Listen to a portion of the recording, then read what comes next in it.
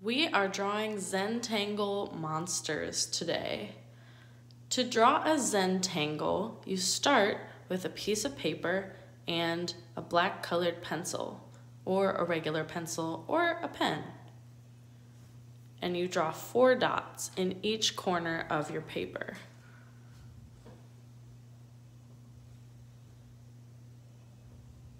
Then you connect the dots with lines. This makes a frame.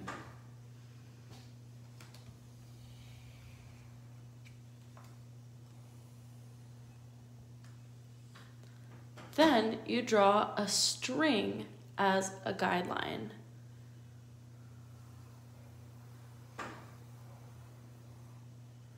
Your string is curved lines that you decide how they go.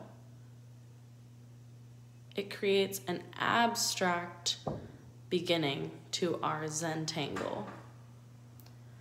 So just like a string, it gets tangled up. Think about your headphone strings or shoelaces. What is a string that gets tangled up in your life? They're pretty annoying, but they are really artistic. So now we're going to find the tangles and fill it in. So here's one tangle. I'm going to turn this tangle into a monster by adding a mouth and eyes. So you can make one of your tangles into a monster, whatever kind of monster you want it to be.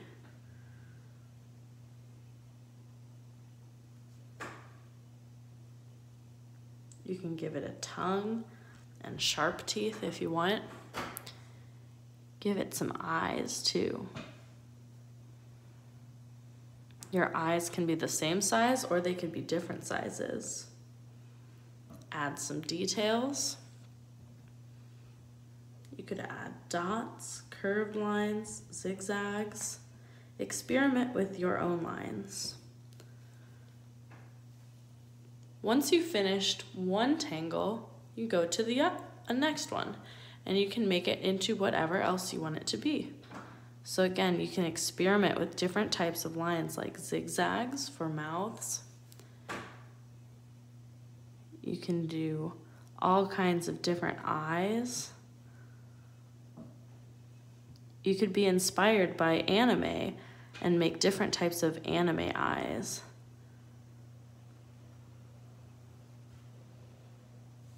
You could add nostrils with lines to make kind of like a snake nose.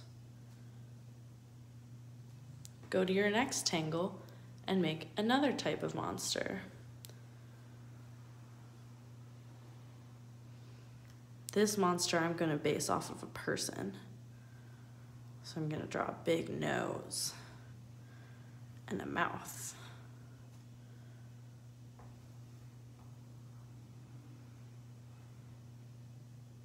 You can make your monsters however you want.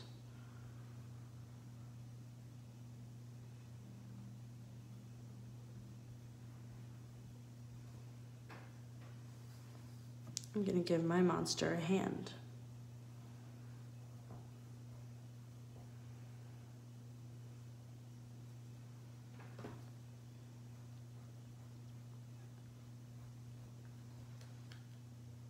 If you finished filling in your tangles with faces, then you can add more details to your Zentangle.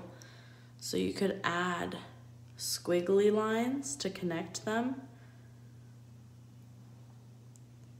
Almost look like tentacles.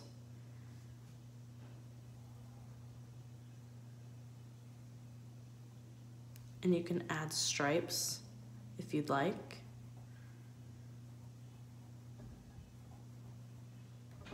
You can also make curves in a pattern. Those curved lines could also turn into more monsters if you give them faces.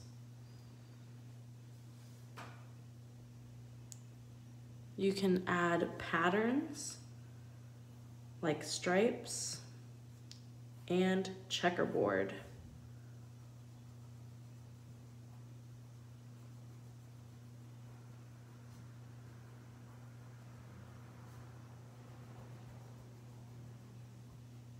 You could add polka dots.